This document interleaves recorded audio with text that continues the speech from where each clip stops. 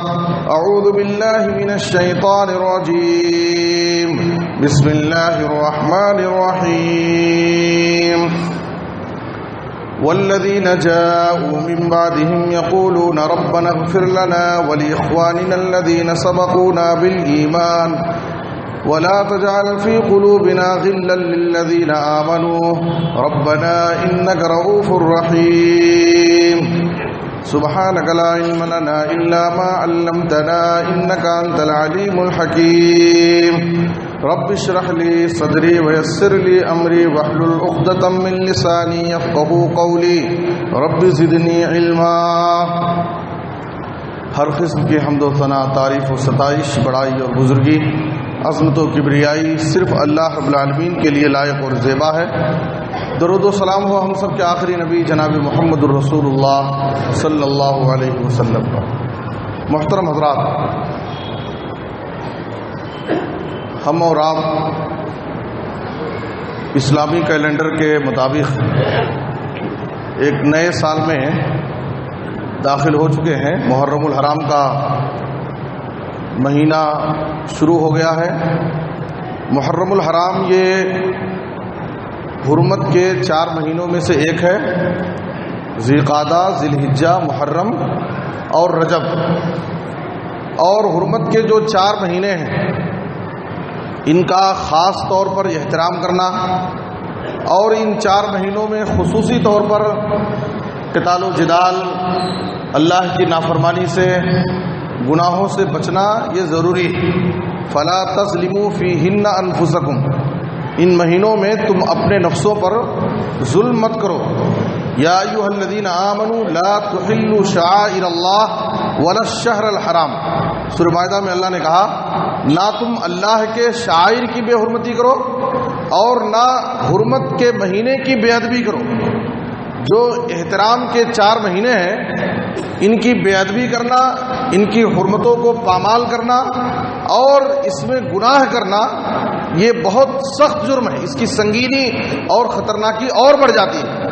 سورہ بقرہ میں اللہ نے کہا یسألونک عن الشہر الحرام قتال فیہ قل قتال فیہ کبیر. لوگ آپ سے حرمت کے مہینے میں قتال سے متعلق سوال کرتے ہیں. آپ کہہ دیجئے کہ حرمت کے مہینے میں قتال و جدال یہ بڑا سنگین گناہ ہے. تو محرم الحرام یہ حرمت کے 4 مہینوں میں سے ایک ہے. اس مہینے کے تعلق سے نبی صلی اللہ علیہ وسلم نے کہا افضل الصیام بعد رمضان شہر اللہ المحرم.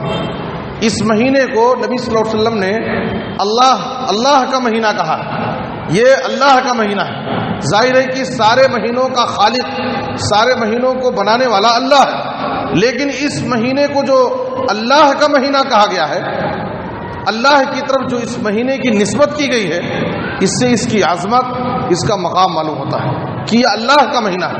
اور رمضان کے فرض روزے کے بعد نفل روزوں کے لیے سب سے افضل مہینہ اگر کوئی ہے تو یہ محرم الحرام کا مہینہ ہے. نفل روزوں کے لیے سب سے افضل مہینہ محرم الحرام کا مہینہ ہے.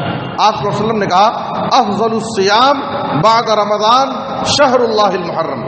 اور اس مہینے کی عاشورہ یعنی 10ویں تاریخ کو خاص طور پر روزہ رکھنا یہ مسنون عمل ہے. اور نبی صلی اللہ علیہ وسلم نے عاشورہ کے محرم کی 10ویں تاریخ کے ایک روزے پر آپ صلی اللہ علیہ وسلم نے 1 سال کے گناہ کے کفارہ بتایا. وسئل عن صوم یوم عاشورہ فقال یکفر السنۃ الماضیہ.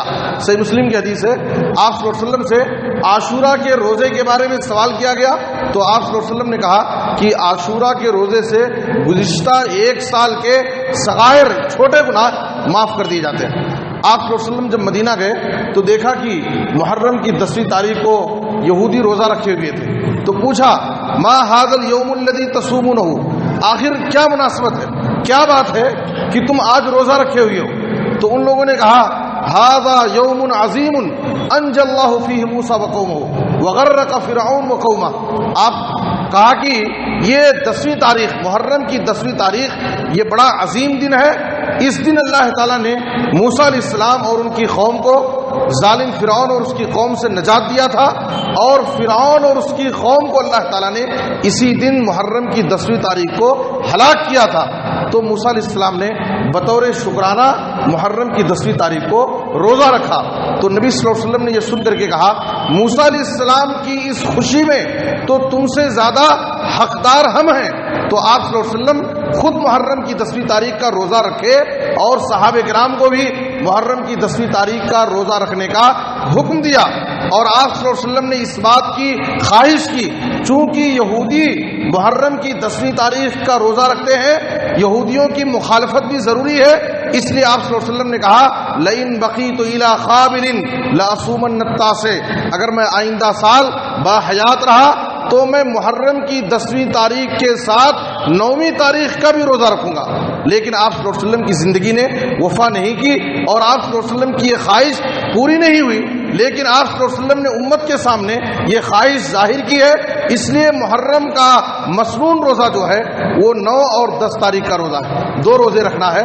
اسی لیے عبداللہ بن عباس رضی اللہ عنہ کہتے تھے خالف الیہود وصوم التاسع والعاشر، اے لوگو یہودیوں کی مخالفت کرو، 9 اور 10 2 دن کے روزے رکھو۔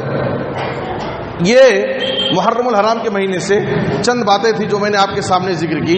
محرم الحرام کے مہینے کی مناسبت سے ہمارے سماج اور معاشرے میں جو مشروع اور مسنون چیزیں ہیں جو ہمیں شریعت نے کرنے کی تعلیم دی ہے، ان کو کرنے کی بجائے محرم کے مہینے میں ہمارے سماج اور معاشرے میں بہت ساری بدعات، خرافات اور بہت ساری چیزیں جنم کر لی گئی ہیں، پیدا کر لی گئی ہیں، گڑھ لی گئی ہیں جن کا اسلام سے کوئی تعلق نہیں۔ ان خرافات میں ایک بہت بڑی غلطی جو اس مہینے میں ہوتی ہے وہ یہ کہ اہل بیت سے عقیدت اور محبت کے نام پر نام پر دوسرے صحابہ کرام کی شان میں گستاخیاں کی جاتی ہیں، ان کو سب و شتم کیا جاتا ہے، یہاں تک کہ نعوذ باللہ ان کو کافر قرار دیا جاتا ہے، ان کو گمراہ بتایا جاتا ہے۔ ایک طبقہ اس روئے زمین پر ایسا بھی ہے جو آل بیت، آل رسول کی عقیدت اور محبت میں اتنا غلو سے کام لیتا ہے کہ دوسرے صحابہ کا ان کے نزدیک کوئی مقام نہیں، ان کی تکفیر کریں گے، ان پر لعن طعن کریں گے، ان کو گالیاں دیں گے اور ان کو برا بھلا کہیں گے، جبکہ صحابہ کرام کی بہت ساری اسلام کے خاطر قربانیاں ہیں۔ صحابہ اس روئے زمین پر اللہ رب العالمین کا انتخاب تھے، جن کو اللہ تعالیٰ نے اپنے نبی کی صحبت کے لیے منتخب کر لیا تھا۔ اور آپ کو معلوم ہونا چاہیے کہ انبیاء کے بعد، پیغمبروں کے بعد اس روئے زمین پر صحابہ کرام سے زیادہ مقدس اور افضل گروہ اس امت پر نہ گزرا ہے، اس روئے زمین نے نہ دیکھا ہے، اور نہ قیامت تک کوئی ایسا طبقہ پیدا ہو سکتا ہے جو صحابہ کرام سے زیادہ مقدس اور معزز ہو۔ صحابہ کرام یہ قرآن مجید کے اولین ڈائریکٹ مخاطب تھے۔ اللہ تعالیٰ قرآن میں صحابہ سے خطاب کرتا تھا، اسی لیے پورا قرآن صحابہ کرام کے نیک تذکرے سے بھرا پڑا ہے۔ کہیں قرآن ان کو اولئک ہم الراشدون کہتا ہے، تو کہیں کہتا ہے اولئک ہم الفائزون، کامیاب بندے تو یہی ہیں جو صحابہ ہیں۔ کہیں کہتا ہے اولئک ہم المتقون، اگر تم کو متقی جاننا ہے، متقیوں کو پہچاننا ہے تو صحابہ کرام کو دیکھو۔ کہیں اللہ کہتا ہے اولئک ہم الصادقون، سچے مومن ایمان والے نیک بندے یہی تھے۔ کہیں اللہ تعالیٰ ان کو کہتا ہے اولئک ہم اولو الالباب، اولئک حزب اللہ، اولئک ہم خیر البریہ۔ اللہ تعالیٰ نے مختلف انداز سے صحابہ کرام کی قرآن مجید میں تعریف کی ہے، اور صحابہ کرام یہ وہ واحد مقدس جماعت اور واحد مقدس گروہ ہے جن سے اللہ رب العالمین نے دنیا ہی میں، جن کے لیے جنت کی خوشخبری، ان کی مغفرت کی بشارت اور ان سے اپنی رضامندی کا دنیا ہی میں اعلان کر دیا۔ رضی اللہ عنہم ورضوا عنہ، اللہ ان سے راضی ہو گیا، وہ اللہ سے راضی ہو گئے۔ خصوصی طور پر جنگ بدر میں شریک ہونے والے صحابہ کے بارے میں یہ اعلان ہوا یعملوا ما شئتم فقد غفرت لكم۔ بدر میں شریک ہونے والے صحابہ سے کہا گیا کہ اب تم جو چاہو کرو، میں نے تمہیں معاف کر دیا۔ بیعت رضوان میں شریک ہونے والے صحابہ کے بارے میں اللہ نے کہا لقد رضی اللہ عن المؤمنین اذ یبایعونک تحت الشجرہ، درخت کے نیچے جو آپ کے ہاتھ پر ہاتھ رکھ کر کے بیعت کر رہے تھے، اس بیعت میں شریک ہونے والے صحابہ سے اللہ نے اپنی رضامندی کا اعلان کر دیا۔ اور حدیث میں نبی صلی اللہ علیہ وسلم نے کہا کہ بیعت رضوان میں شریک ہونے والے صحابہ میں سے کوئی بھی جہنم میں نہیں جا سکتے، ان کے لیے جنت یقینی ہے۔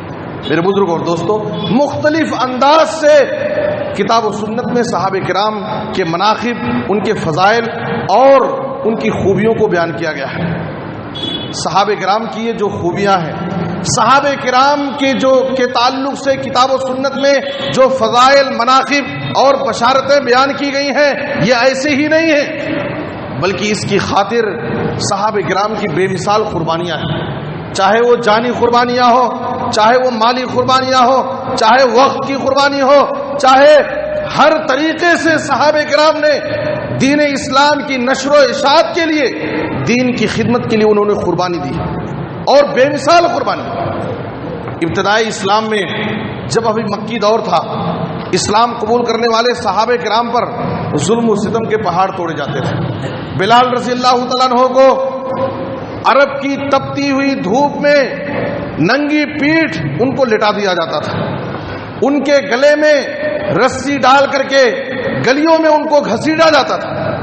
خباب بن ارت رضی اللہ عنہ کو آگ کے انگار پر لٹایا جاتا تھا، اور گرم لوہے سے ان کے جسموں کو داغا جاتا تھا، اور ان سے کہا جاتا کہ تم محمد کے دین سے پھر جاؤ، تم کلمہ توحید کا انکار کر دو۔ لیکن ہمیشہ جتنا ان پر ظلم ہوتا تھا، ان کی زبان سے ایک ہی کلمہ جاری ہوتا تھا، اللہ احد اللہ احد، اللہ ایک ہے، ہم نے ایک اللہ کی عبادت کا درس لیا ہے، ہم ایک اللہ کی عبادت کرتے رہیں گے، اور جتنے بھی معبود ہیں سب باطل ہیں، جھوٹے، ہم ان کو معبود نہیں مان سکتے۔ صحابہ کرام کو دین کی راہ میں بہت ساری قربانیاں دینی پڑی، جانی قربانیاں۔ غزوہ احد میں 70 صحابہ شہید کیے گئے۔ بیر معونہ کے موقع پر 70 خرہ صحابہ کو کافر دھوکے سے لے جا کر کے ان کو شہید کر دیا۔ نبی صلی اللہ علیہ وسلم کو بہت صدمہ ہوا۔ یہ وہ صحابہ تھے، خبیب رضی اللہ تعالیٰ عنہ کو جب سولی پر چڑھایا گیا اور عقبہ بن حارث نے ان کو قتل کیا، صحیح بخاری میں ہے، ان کی زبان پر یہ الفاظ جاری تھے، فلست ابالی حین اقتل مسلمن، اگر میں اسلام کی حالت میں مسلمان ہو کر کے دین کی راہ میں قتل کیا جا رہا ہوں تو مجھے کوئی پرواہ نہیں ہے کہ یہ لوگ مجھے کیسے قتل کریں گے، میری لاش کے ساتھ یہ لوگ کیا بدسلوکی کریں گے، اگر اللہ چاہے گا تو میرے جسم کے ایک ایک ٹکڑے میں خیر و برکت دے گا، برکت نازل فرمائے گا۔ اور یہ وہ صحابہ تھے جنہوں نے دین کی خاطر اپنی جانوں کو اللہ کی راہ میں قربان کر دیا، لیکن پھر بھی اس کو کوئی بہت بڑی خدمت نہیں سمجھا کہ ہم نے کوئی بڑا کارنامہ انجام دے دیا۔ جان دی ہوئی اس کی تھی، حق تو یہ ہے کہ حق ادا نہ ہوا۔ ان کا تاثر یہ تھا کہ حق تو یہ ہے کہ حق ادا نہ ہوا۔ اللہ کی راہ میں اپنی جانوں کو قربان کرنے کے باوجود انہیں یہ احساس ہوتا تھا کہ یہ تو ایک جان تھی جو ہم نے اللہ کی راہ میں قربان کی ہے، ایسی بے شمار جانیں ہوتی تو ہم اللہ کی راہ میں قربان کرنے کے لیے تیار تھے۔ یہ صحابہ کرام کی قربانیاں ہیں۔ حضرت انس بن نضر رضی اللہ عنہ، جو حضرت انس کے چچا ہیں، غزوہ بدر میں شریک نہیں ہو سکے تھے۔ غزوہ بدر میں بہت سارے صحابہ شریک نہیں ہو پائے تھے، اس لیے کہ وہ جنگ پہلے سے سابقہ پلاننگ اور باقاعدہ منصوبے کے ساتھ وہ جنگ پیش نہیں آئی، اچانک بغیر کسی تیاری کے وہ جنگ پیش آ گئی تھی، اس لیے جو شریک ہو سکے وہ شریک ہو سکے۔ انس بن نضر رضی اللہ عنہ جب جنگ بدر میں شریک نہیں ہو پائے، ان کو اس کا بڑا ملال تھا، بڑا دکھ تھا، اور انہوں نے دل میں یہ پختہ ارادہ کیا کہ اس کے بعد اگر کسی جنگ میں شریک ہونے کا مجھے موقع ملا تو میں ایسی شجاعت اور بہادری کے ساتھ لڑوں گا کہ اللہ تعالیٰ دیکھے گا کہ میں کس طریقے سے اس جنگ میں کارنامے انجام دوں۔ اگلے سال جب غزوہ احد میں ان کو شرکت کا موقع ملا، کہتے ہیں کہ جب مسلمان میدان جنگ کو خالی کر دیے اور نبی صلی اللہ علیہ وسلم کے ساتھ 12 صحابہ بچے تھے، اس وقت کافروں کی صفوں میں انس بن نضر رضی اللہ عنہ آگے بڑھتے ہوئے جا رہے ہیں تنے تنا. سامنے سعد بن معاذ واپس آ رہے تھے. سعد بن معاذ سے کہا کہ اے سعد تم واپس کہاں جا رہے ہو؟ انی اجد ریح الجنہ دون احد، میں تو احد پہاڑ کے پیچھے جنت کی خوشبو محسوس کر رہا ہوں. مجھے احد پہاڑ کے پیچھے سے جنت کی خوشبو آ رہی ہے، میں وہ خوشبو لینے جا رہا ہوں. اور کافروں کی صفوں میں گھس گئے، کافروں سے لڑتے رہے یہاں تک کہ ان کو شہید کر دیا گیا. جب لاشوں کو تلاش کیا جا رہا تھا، انس بن نضر رضی اللہ عنہ کی لاش پہچانی نہیں جا رہی تھی. 80 سے زائد زخم ان کے جسم پر لگے تھے، تیر تلوار اور نیزے سب ملا کر کے 80 سے زائد زخم ان کے جسموں پر تھے، جس سے ان کی لاش کو پہچانا نہیں جا رہا تھا. ان کی بہن نے ان کے انگلیوں کے پور سے یا تل کے نشان سے ان کی لاش کو پہچانا. یہ صحابہ کرام کی جانی قربانیاں ہیں جو انہوں نے دین کی راہ میں دی. مالی قربانیوں کا اگر تذکرہ ہو، غزوہ تبوک کے موقع پر جب نبی صلی اللہ علیہ وسلم نے صحابہ کرام میں مال خرچ کرنے کا اعلان کیا، اس وقت حضرت عثمان رضی اللہ عنہ نے کس طرح سے سخاوت اور فیاضی سے کام لیا. 900 اونٹ انہوں نے اس جنگ کے لیے عطا کیے. غزوہ تبوک کے موقع پر 900 اونٹ، اور وہ بھی ساز و سامان سے لدے ہوئے، 100 گھوڑے، 200 اوقیہ چاندی یعنی تقریباً 29.5 کلو چاندی، 1000 دینار سونے کے سکے یعنی 5.5 کلو سونا انہوں نے اللہ کی راہ میں صدقہ کیا. 1000 دینار سونے کے سکے نبی صلی اللہ علیہ وسلم کی خدمت میں لائے اور آپ کے دامن میں رکھ دیے. آپ صلی اللہ علیہ وسلم ان سونے کے سکوں کو ہاتھ میں لے کر کے الٹتے پلٹتے اٹھاتے، اور آپ صلی اللہ علیہ وسلم کی زبان پر یہ الفاظ جاری تھے، ترمذی کی روایت میں ہے، ما ذر عثمان ما عمل بعد اليوم مرتين. 2 مرتبہ نبی صلی اللہ علیہ وسلم نے یہ بات کہی کہ آج کے بعد سے عثمان اگر کوئی عمل نہ کرے تو ان کے لیے کچھ بھی نقصان نہیں.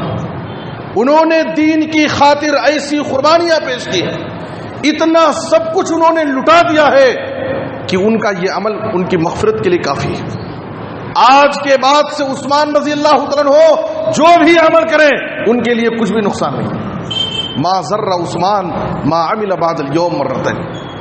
ابو بکر صدیق رضی اللہ عنہ اور حضرت عمر فاروق کے اندر مسابقہ اور مقابلہ شروع ہو گیا.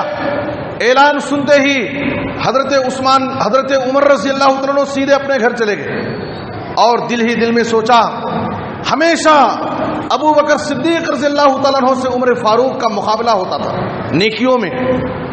اس موقع پر انہوں نے سوچا کہ آج تو میرے پاس بہت زیادہ مال ہے اور میں اپنا زیادہ مال اللہ کی راہ میں دے کر کے میں ابو بکر صدیق سے آگے بڑھ جاؤں.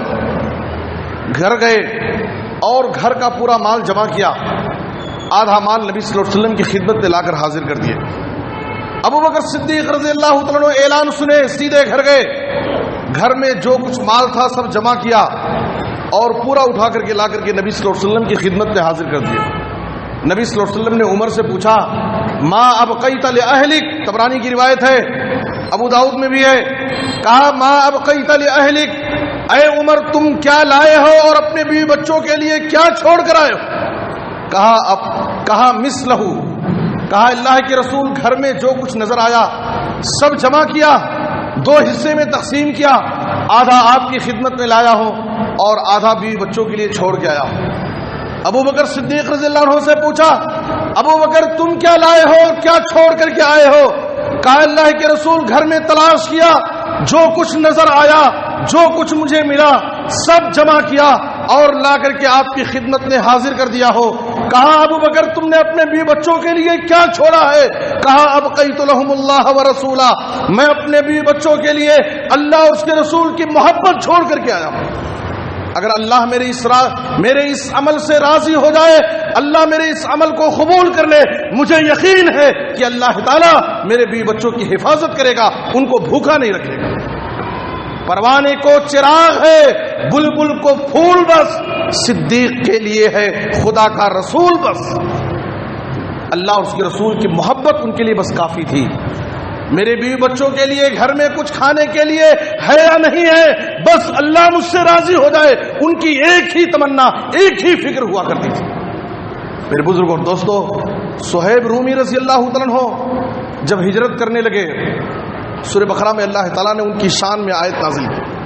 جب ہجرت کرنے لگے، مکہ والے آ کر کے ان کو چاروں طرف سے گھیر لیے اور کہا کہ اے صہیب، جب تم مکہ آئے تھے فقیر اور مسکین تھے، تمہارا ہاتھ خالی تھا، تمہارے پاس کچھ بھی نہیں تھا، تم نے مکے میں تجارت کی اور بہت سارا مال کمایا ہے، اور یاد رکھو اس وقت تم مکہ چھوڑ کر جا رہے ہو، مکے میں کمائے ہوئے مال کو ہم تمہارے ساتھ لے جانے نہیں دیں گے، تم مکے میں کمایا ہوا مال اپنے ساتھ نہیں لے جا سکتے۔ ضد کیا، اڑے رہے، بالآخر صہیب رومی رضی اللہ تعالیٰ عنہ سارا مال، ساری جائیداد ان مکے کے کافروں کے حوالے کر دیا اور کہا کہ اگر تم مجھ سے میرا مال چھیننا چاہتے ہو، یہ مال تمہیں مبارک ہو، میں بخوشی تمہیں یہ مال دینے کے لیے تیار ہوں۔ تنے تنہا سارا مال مکے کے کافروں کے حوالے کر کے اکیلے نبی صلی اللہ علیہ وسلم کی خدمت میں مدینہ جب پہنچے، پورا واقعہ ذکر کیا۔ نبی صلی اللہ علیہ وسلم نے واقعہ سن کر کے صہیب رومی رضی اللہ عنہ کو تسلی دی اور کہا ربیحا صہیب، ربیحا صہیب، اے صہیب رومی، تم نے بڑا نفع بخش سودا کیا ہے، اس سے کامیاب اور اچھا سودا نہیں ہو سکتا کہ تم نے اپنے مال کو لٹا دیا لیکن اپنے ایمان اور اپنے عقیدے کو بچا کر کے تنے تنہا تم آ گئے۔ یہ سب سے بڑی دولت ایمان اور عقیدے کی دولت ہے جس کی تم نے حفاظت کر لی ہے۔ اپنا مال لٹا دیے، ضائع کر دیے، لیکن تم اپنے ایمان اور عقیدے کی حفاظت کر کے تنے تنہا آ گئے ہیں، تم نے بڑا نفع بخش سودا کیا ہے۔ میرے بزرگ اور دوستو، صحابہ کرام کی ہر اعتبار سے مثالی قربانیاں ہیں۔ صحابہ کرام نے دین کی خاطر کیسی کیسی تکلیفیں برداشت کی۔ غزوہ خندق کے موقع پر سخت سردی کا موسم تھا اور خندق کی کھدائی کا مسئلہ تھا۔ مدینے کی حفاظت کے لیے صحابہ کرام 1000 کی تعداد میں تھے جو خندق کی کھدائی کر رہے تھے۔ موسم سرد ہے اور صحابہ کی حالت کیا ہے؟ صحیح بخاری کی حدیث میں ہے کتاب المغازی میں، وَلَبِسْنَا ثَلَاثَةَ أَيَّامٍ لَا نَذُوقُ ذَوَاقًا، 3 دن گزر گئے تھے، ہمیں کھانے کے لیے کچھ بھی نہیں ملا تھا۔ خندق کی کھدائی کرنے والے صحابہ 3 دنوں کے بھوکے تھے، اپنے پیٹ پر پتھر باندھے ہوئے تھے، سخت پتھریلی زمین کو کھودنا تھا۔ ایک تو بھوکے 3 دن کے، موسم سخت ہے، زمین سخت ہے، پتھریلی زمین ہے، پریشان ہو گئے۔ نبی صلی اللہ علیہ وسلم کی خدمت میں حاضر ہوئے، پیٹ کھول کر کے دکھایا، اے اللہ کے رسول 3 دن سے بھوکے ہیں، پیٹ پر پتھر بندھا ہوا ہے، قربان جائیے اس نبی اقدس پر۔ صحابہ کے پیٹ پر ایک پتھر بندھا ہوا تھا، نبی نے صحابہ کو اپنے پیٹ کو کھول کر کے دکھایا تو ان کے پیٹ پر 2 پتھر بندھے ہوئے تھے۔ صحابہ کو نبی صلی اللہ علیہ وسلم پھر صرف ڈائریکشن نہیں دیتے تھے کہ خندق کی کھدائی کرو، نبی صلی اللہ علیہ وسلم صحابہ کے ساتھ خندق کی کھدائی میں خود مصروف تھے اور ان کے حق میں دعائیں کرتے جاتے تھے، اللہم اغفر الانصار والمہاجر لا عیش، اللہم لا عیش الا عیش الآخرہ فاغفر الانصار والمہاجر، اے اللہ یہ دنیا کی زندگی بھی کوئی زندگی نہیں ہے، یہاں اگر ہم تکلیف بھی برداشت کر لیں کوئی پرواہ نہیں، اے اللہ ان انصار و مہاجرین صحابہ کو جو تیرے دین کی خدمت کے لیے ایسی ایسی تکلیفیں برداشت کر رہے ہیں، اے اللہ ان کی مغفرت فرما دے۔ نبی صلی اللہ علیہ وسلم ان صحابہ کے حق میں ان کی تکلیفوں کو دیکھ کر کے ان کی مغفرت کے لیے دعائیں کرتے جاتے، ان کے حوصلوں کو بڑھاتے تھے۔ میرے بزرگ اور دوستو، سریہ جیش الخبط، اسلامی جنگوں میں سریہ جیش الخبط ایک سریہ ہے، صحابہ 300 کی تعداد میں گئے، عبد الرحمن بن عوف رضی اللہ عنہ کی قیادت میں۔ نبی صلی اللہ علیہ وسلم نے ایک تھیلا کھجور ان کو دیا راستے میں کھانے کے لیے۔ صحابی رسول ان 300 صحابہ کو ایک ایک کھجور دیتے تھے ایک دن میں۔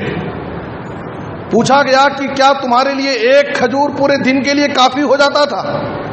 کہا کہ ہم ایک کھجور فوراً نہیں کھاتے تھے، کھجور کو منہ میں رکھتے اور نکال کر رکھ لیتے، اس کی مٹھاس کو محسوس کر کے پانی پی لیتے تھے. اس طرح سے ہم گزارا کرتے تھے، یہاں تک کہ کھجور کی گٹھلیاں بھی کھانا پڑتا تھا. جب وہ کھجوریں ختم ہو گئیں، ساحل سمندر پر ہم پہنچے، ہمارے پاس کھانے کے لیے کچھ نہیں تھا.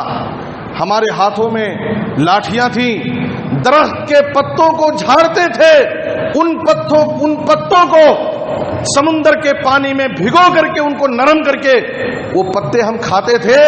اس لیے اس سفر کو سریہ جیش الخبط کہا جاتا ہے کہ صحابہ کرام نے اپنی بھوک کو مٹانے کے لیے اس سفر میں درخت کے پتوں کو کھایا تھا.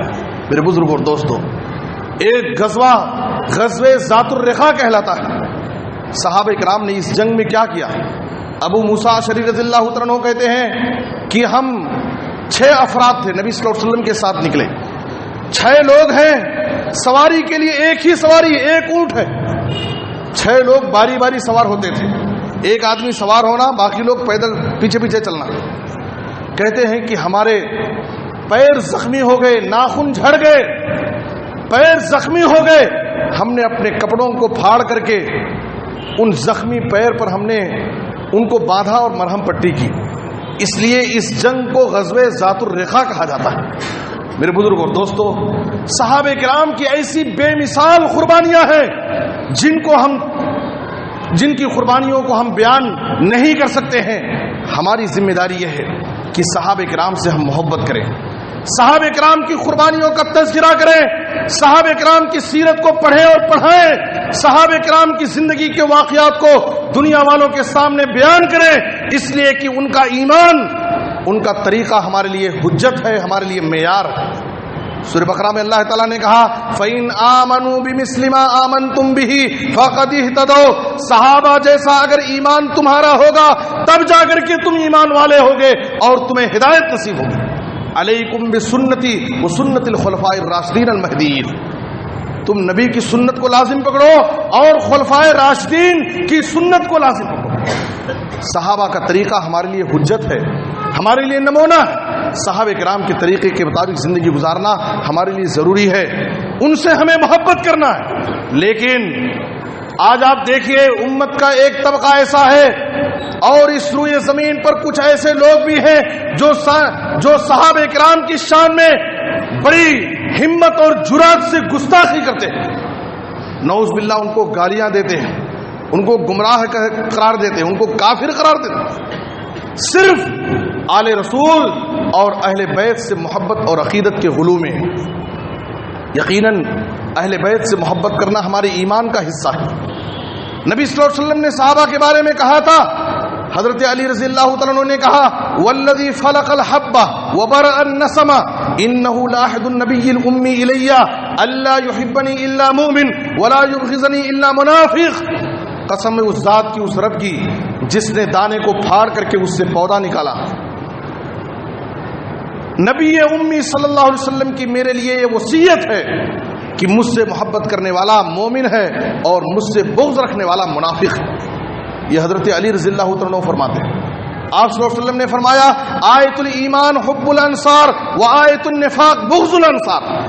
انصاری صحابہ سے محبت کرنا، ان کی خدمات کو یاد کرنا، یہ ایمان کی علامت ہے، اور انصاری صحابہ سے بغض رکھنا یہ نفاق کی علامت ہے. صحیح بخاری کی روایت میں آپ صلی اللہ علیہ وسلم نے کہا الانصار لا يحبهم الا مؤمن ولا يبغضهم الا منافق فمن احبهم احبه الله ومن ابغضهم ابغضه الله. جو انصاری صحابہ سے محبت کرے گا اللہ ان سے محبت کرے گا، اور جو ان سے بغض رکھے گا اللہ اس سے بغض رکھے گا.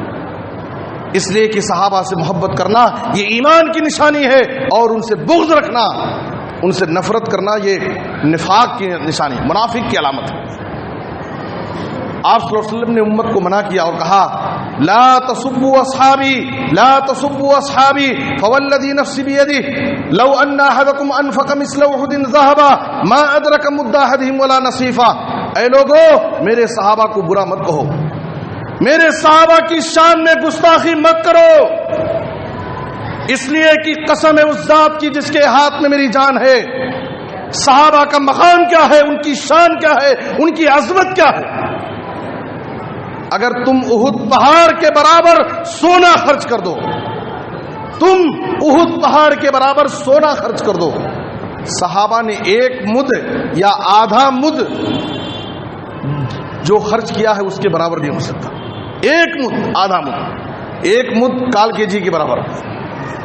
ہم احد پہاڑ کے برابر سونا خرچ کر دیں, صحابہ نے ایک مد یا آدھا مد جو خرچ کیا ہے اس کے برابر نہیں ہو سکتا. یہ صحابہ کا مقام ہے. طبرانی کی روایت میں نبی صلی اللہ علیہ وسلم نے کہا لا تسبوا اصحابی من سب اصحابی فعلیہ لعنت اللہ والملائکہ والناس اجمعین. جو میرے صحابہ کو برا کہے گا, ان کی شان میں گستاخی کرے گا, اس پر اللہ کی لعنت, فرشتوں کی لعنت اور دنیا کے سارے لوگوں کی لعنت پڑے گی. امام طحاوی رحمۃ اللہ علیہ نے کہا تھا حبهم دین و ایمان و احسان و بغضهم کفر و نفاق و طغیان. صحابہ سے محبت کرنا یہ دین و ایمان کا ایک حصہ ہے, اور صحابہ سے بغض رکھنا یہ کفر, نفاق اور سرکشی ہے. عبداللہ بن عمر رضی اللہ تعالیٰ عنہ نے کہا صحابی رسول نے لا تسبوا اصحاب محمد فلمقام احدهم ساعة خیر من عمل احدکم عمرہ. اے لوگو, تم صحابہ کی شان میں گستاخی مت کرو, ان کو برا مت کہو. ان کا مقام کیا ہے؟ چند گھڑی, تھوڑی دیر کے لیے, چند لمحوں کے لیے صحابہ نے جو نبی صلی اللہ علیہ وسلم کے ساتھ گزاری ہے, تمہاری زندگی بھر کے نیکیوں کے برابر نہیں ہو سکتی. تمہاری زندگی بھر کی نیکیاں اس کے برابر نہیں ہو سکتی جو صحابہ نے چند گھڑیاں نبی صلی اللہ علیہ وسلم کے ساتھ گزاری ہے. یہ صحابی کا مقام ہوتا ہے.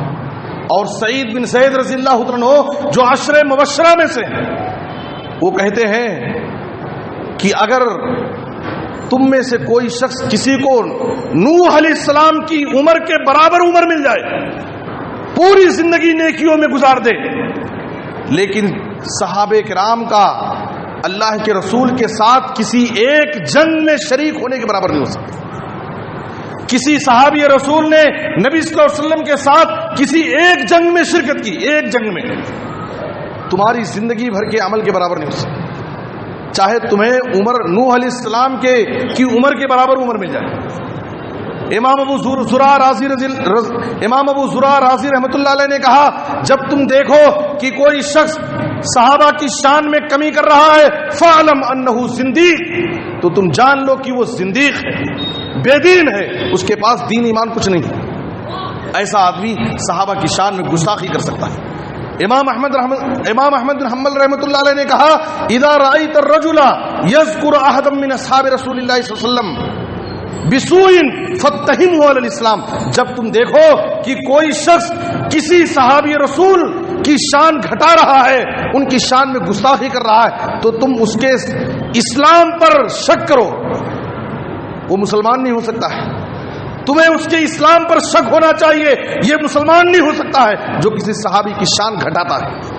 اور امام احمد بن حنبل رحمۃ اللہ علیہ دوسری جگہ کہتے ہیں فَهُوَ مُبْتَدِعٌ رَافِضِيٌّ خَبِيثٌ ضَالٌّ مُخَالِفٌ لَا يَقْبَلُ اللَّهُ مِنْهُ صَرْفًا وَلَا عَدْلًا.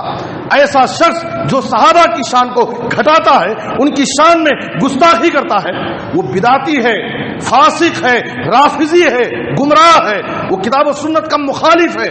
اللہ تعالیٰ نہ اس کی فرض عبادت کو قبول کرے گا نہ نفل عبادت قبول کرے گا. یہ صحابہ کرام کا مقام ہے. میرے بزرگ اور دوستو, اس لیے ہماری یہ ذمہ داری ہے کہ ہم صحابہ سے محبت کریں. ہم صحابہ سے محبت کریں گے, یاد رکھیں قیامت کے دن ہمارا حشر انہی کے ساتھ. ایک آدمی نبی صلی اللہ علیہ وسلم کی خدمت میں حاضر ہوا, صحیح بخاری کی روایت ہے. کہا اللہ کے رسول قیامت کب قائم ہوگی؟ کہا کیا تو نے اس کے لیے بہت تیاری کر رکھی ہے؟ کہا تیاری تو بہت نہیں ہے, نماز روزہ نیکیاں بہت زیادہ نہیں ہیں, لیکن ایک چیز کا بڑا اہتمام کرتا ہوں, میں اللہ اور اس کے رسول سے سچے دل سے محبت کرتا ہوں. نبی صلی اللہ علیہ وسلم نے کہا انت مع من احببتا, قیامت جب قائم ہوگی تو انہی کے ساتھ رہے گا جس سے تو محبت کرتا ہے. حضرت انس رضی اللہ عنہ کہتے ہیں اسلام قبول کرنے کے بعد زمانے اسلام میں مجھے نبی صلی اللہ علیہ وسلم کی کسی بات سے اتنی خوشی نہیں ہوئی جتنی خوشی نبی صلی اللہ علیہ وسلم کی اس بات کو سن کر ہوئی کہ جو جس سے محبت کرے گا قیامت کے دن اسی کے ساتھ وہ رہے گا۔ پھر وہ حضرت انس کہتے ہیں فانا احب النبی صلی اللہ علیہ وسلم وابا بکر وعمر، میں نبی سے محبت کرتا ہوں، ابو بکر و عمر سے محبت کرتا ہوں، وارجو ان نکون معہم، اور مجھے امید ہے کہ کل قیامت کے دن میں جنت میں ان کے ساتھ رہوں گا۔ فبحبی ایاہم، ان سے محبت کرنے کی وجہ سے، وَإِن لَّمْ أَعْمَلْ بِمِثْلِ أَعْمَالِهُمْ، اگرچہ میرے پاس ان جیسا عمل نہیں ہے، میرے پاس ان جیسی نیکیاں نہیں ہیں، لیکن ان سے محبت کرنے کی وجہ سے مجھے امید ہے کہ میں بھی انہی کے ساتھ رہوں گا۔ اس لیے میرے بزرگ اور دوستو، ہمیں صحابہ کرام سے محبت ہونی چاہیے اور اپنے دلوں کو صحابہ کے تعلق سے ہمیں صاف رکھنا چاہیے۔ سورہ حشر کی آیت نمبر 10 میں اللہ تعالیٰ نے ہمیں یہی سکھایا، ربنا اغفر لنا ولاخواننا الذین سبقونا بالایمان ولا تجعل فی قلوبنا غلا للذین آمنوا ربنا انک رؤوف رحیم۔ اس لیے بہت سارے ایسے مسلمان ہیں جو صحابہ کرام کی عظمت، ان کا مقام و مرتبہ، اسلام کے پیچھے ان کی قربانیاں کیا ہیں، آج جو یہ اسلام ہمیں ملا ہے اپنی صحیح اور اصلی شکل میں، اور اسلام پر اتنی آسانی سے ہم عمل کر رہے ہیں، یہ ایسے ہی اسلام ہم کو نہیں ملا ہے۔ اس اسلام کو یہاں تک پہنچنے میں صحابہ کرام کی بڑی قربانیاں ہیں۔ اس لیے ہماری یہ ذمہ داری ہے کہ ہم صحابہ کی سیرت کو پڑھیں، صحابہ کی سیرت کو سنیں، صحابہ کرام کی زندگی کے واقعات کو بیان کیا جائے، صحابہ کرام کی عظمت پر باقاعدہ حلقات قائم ہو، دروس کا انتظام کیا جائے، ہمارے گھروں میں باقاعدہ صحابہ کرام کی سیرت پر روزانہ ہم درس ہو، اور ہم صحابہ کرام کی سیرت پر لکھی ہوئی کتابوں کو پڑھیں اور پڑھائیں۔